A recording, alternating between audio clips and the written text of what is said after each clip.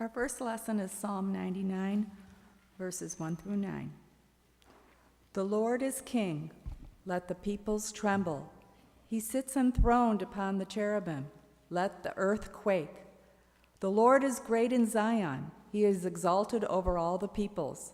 Let them praise your great and awesome name. Holy is he. Mighty King, lover of justice, you have established equity. You have executed justice and righteousness in Jacob. Extol the Lord our God. Worship at his footstool. Holy is he. Moses and Aaron were among his priests. Samuel also was among those who called on his name. They cried to the Lord, and he answered them. He spoke to them in the pillar of cloud. They kept his decrees and the statutes that he gave them. O Lord our God, you answered them. You were a forgiving God to them, but an avenger of their wrongdoings. Extol the Lord our God and worship at his holy mountain, for the Lord our God is holy.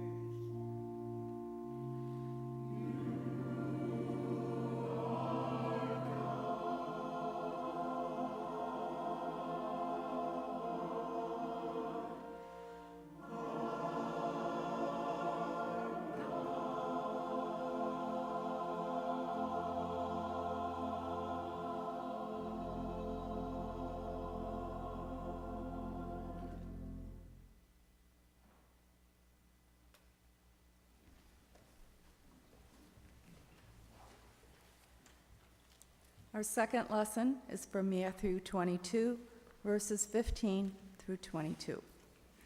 Then the Pharisees went and plotted to entrap him in what he said. So they sent their disciples to him, along with the Herodians, saying, "Teacher, we know that you are sincere and teach the way of God in accordance with truth, and show deference to no one, for you do not regard people with partiality. Tell us then what you think. Is it lawful to pay taxes to the emperor or not?"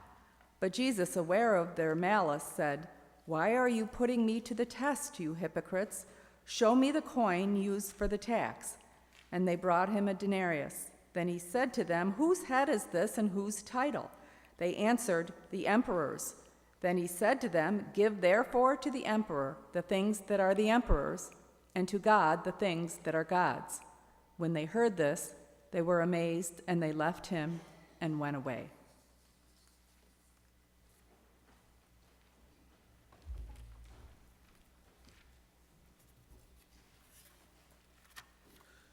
Join me in prayer. O Lord, may the words of my mouth and the meditations of our hearts together be acceptable in your sight. O Lord, you are our strength and our Redeemer. Amen. The lesson from the Gospel of Matthew that Jan just read for us is one of the more familiar passages in the Gospel. In fact, it's found in 3 of the 4 Gospels. It's found in Matthew, Mark, and Luke. Many people are familiar with it because of the words, "Give therefore to the emperor the things that are the emperor's, and to God the things that are God's." Now, this particular quote is from the New Revised Standard Version of Scripture, but the more common words that people are familiar with come from the King James Version. "Render unto Caesar the things that which are Caesar's, and unto God the things that are God's." How have you heard that phrase used? Perhaps you've heard it from the lips of someone supporting a strict separation of church and state, drawing a straight line between our civic responsibilities, our civic life, and our religious life, our responsibilities to God. Or perhaps you've heard someone using it justifying paying taxes to the government. Jesus says it's okay to pay taxes. More specifically, he seems to suggest it's our obligation. Or more likely, you've probably heard it used in a stewardship message or a stewardship sermon, using those words to help underscore our obligations both to nation and to church. You know, next to voting, taxes are the way we all participate in government. And the support of mission and ministry in God's kingdom is one of the ways we show our discipleship and our commitment to Jesus Christ. Any of these uses raises questions worthy of discussion and reflection. What belongs to the emperor? What belongs to God? Christians throughout the centuries have found those questions especially troubling, especially when they found themselves under the thumb of a Caesar or a Hitler or a Stalin or any repressive regime. This particular exchange between Jesus and the Pharisees and the Herodians, the representatives of the palace, the court, the royal court of King Herod, this exchange takes place on the day after Palm Sunday, when Jesus had come to Jerusalem at the head of a great parade with people cheering, welcoming him there. But now he's gone to the temple. Previously, he had kicked out the tax collectors and the merchants and the money changers. And now he's confronted by those representatives of the religious and political elite of the nation, the high priests, the Pharisees, the scribes, the royal officials. And it's a tense time. It's a tense confrontation. He had confronted them with parables that pointed to their own shortcomings. He offered new interpretations of how one should be faithful to God, especially on the Sabbath. Those who now confronted Jesus were the experts in the religious law of Moses. They were the experts in the law of the state and of Roman law. Now, normally, the groups representing the temple and the palace did not always get along. They had two different worldviews. They were jealous of each other. They didn't even like being in the same room. Each group sought to win over the population and be held in high esteem by the people. But now both groups have been put on the defensive by Jesus. And they realize that they've got a common cause. They recalled the ancient proverb, "The enemy of my enemy is my friend." And so they put their heads together. And they try to devise a way to entrap him, having Jesus say something that will lose popular support, something that he'll later regret. Now, that's a common practice in politics and in the courtroom. Fans of the TV franchise Law and Order know that writers often use that trick to try to get defendants to say or something they're not supposed to say, or trap witnesses into making statements they don't plan to make. And in political debates, candidates often work to get their opponent to say something that will cause voters to vote for them and not for their opponent. And so now those who were opposing Jesus, now united by their opposition, come up with what they think is a foolproof and clever plan. It begins with lavishing praise on Jesus. "Teacher," they say, giving him a status they really don't believe, "we know you are sincere and teach the way of God in accordance with the truth, and show deference to no one, for you do not regard people with partiality." They knew that lavish praise often works on those they were trying to entrap. They would let down their guard, put them put at ease, and then when they were at least expecting it, they would drop the hammer. And now the trap. They say, "Tell us then what you think. Is it lawful to pay taxes to the emperor or not?" A direct question. Jesus can't possibly wiggle out of this, for this was the most hotly debated issue of the day, and one filled with danger. Taxes were heavy. Jews in the first century paid a tithe to the temple, which wasn't 10%, but averaged 21% of their yearly income, just to the temple alone. They also paid custom taxes, taxes on land. And wealth in Palestine in those days came from the farm, came out of the agricultural community. And through a combination of taxation and land ownership, the Roman and Jewish elite, which were about 10% of the population, extracted 2/3 of the agricultural production, leaving the rest of the population, about 90%, barely getting by on 1/3 that was left to them. Talk about income inequality. If Jesus were to say it was lawful to pay taxes, he would be immediately discredited among those who had been his most loyal and vocal supporters, those who felt the unjust burden of taxation, the poor, the marginalized. He'd be finished as a religious and political force in the community. And then the powers that be, those religious and political elite, could quietly dispose of him and this small group of his followers.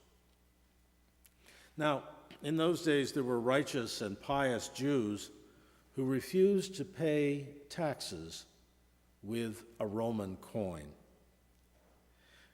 The coins of Rome usually had an inscription of the emperor on it. And they also didn't say, "In God we trust," but carried a message that declared that the emperor was either God or the Son of God. Righteous Jews would do most anything to keep from handling this blasphemous inscription. But they often didn't make public their opposition. They just kept a low profile. They used other coins that were available to them. But now they wanted Jesus to make a stand. If Jesus followed popular sentiment and perhaps his heart, declaring these taxes unlawful under the law of Moses, he would be arrested, charged with sedition against the Roman elite. He would be finished, and Rome would do their dirty work. It's a trap from which there is no escape. The story of Jesus' response is condensed in this passage of Matthew. I think it probably took a little bit longer. I think he paused. I think he thought. I think he looked at the crowd around him. I think he knew right away that their flattery was false. There was malice in their hearts. Nor is he really intimidated by their trick question. He sees the trap and declares that he knows that they're hypocrites out to discredit him. You can almost hear those famous words from the third movie of the Star Wars series as the pilot of the rebel ship yells, "It's a trap," as the forces of the empire move in. It's a trap, Jesus says. Pausing again, he asks for a coin. And you can imagine quickly people sort of rummaging around in their robe looking for their bags of coins, and quickly one is produced, probably coming from a Pharisee or a leader of the temple. It's a Roman coin bearing the image of the emperor and the words that were so blasphemous that the emperor was divine. I can imagine Jesus sort of smiling as he took that coin from the Pharisee, sort of fingering it, looking it, turning it over, making a show of examining it. And immediately he has turned the tables on his opponents. The faces of the Pharisees turn red. Imagine one whispering to another, "Why'd you give him a Roman coin? You're using the currency of the enemy, of the empire, which declares that the emperor is God." Now, I'm sure the royal officials sort of smile at the extreme discomfort of Pharisees and leaders of the temple. But now, still seizing the moment, Jesus asks the obvious question, well, whose image is on this coin? As a good debater, he's going to rub their noses in it. He's going to turn the trap on them. And I can almost see then Jesus with a dismissive look as they say, well, it's Caesar's image. He takes the coin, maybe flips it up a couple times, then sort of with disdain throws it back at the Pharisee and says, "Give this Roman coin back to Rome and give God the things that are God's." And he never answers their question about taxes. But he won the debate, and those who sought to trap him turned and left. Jesus' final challenge to his listeners to give God the things that are God's is an important challenge. And he never spells it out. They had to figure it out for themselves. It's the same challenge that faces every Christian now as it did then. How do we show gratitude for all that God has given us? How do we act as good stewards of God's creation? And how do we act properly towards this world, which is our home? How do we honor and respect others who are different from us, but are also created in the image of God? How do we strike a balance between Caesar and God? Jesus challenges us to decide, and that's no trap.